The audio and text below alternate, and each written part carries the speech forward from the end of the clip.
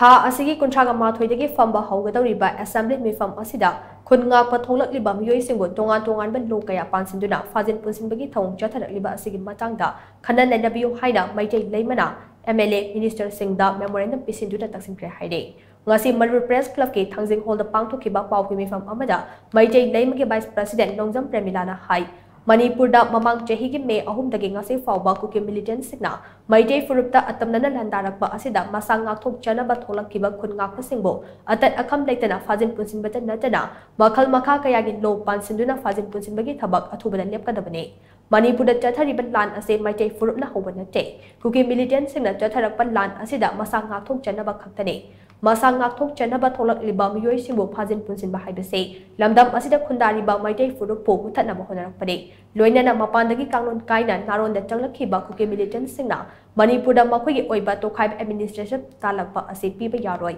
khun ngakpa singi mathakta tongningbata tawriba ase athuba matamda tokadabani haina su mahana phongdokhe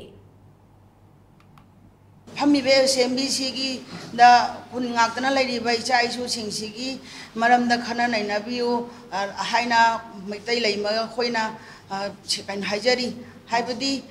चाही असुकुइरबसे मची मची खुदिंगदा कुकीना चक चक नोंग लेपतना नोंगगे दम होरई मैतै दि ngakthok chapa खतनी थुबा मतमदा सरकारना मियेंग जंगबिरगा लथौलाइबा cookie narcotic सिंगसे तांथोक्ट्रिबा फावबदी Manipur लेरिबा इचा खुलंगाइबा सिंगसिदा सरकारना कैमता तौबा यारोय एक अमदा बानबा यारोय फाबा खुलबा यारोय कोमिंग तौबा यारोय करिगुमा तौरागदी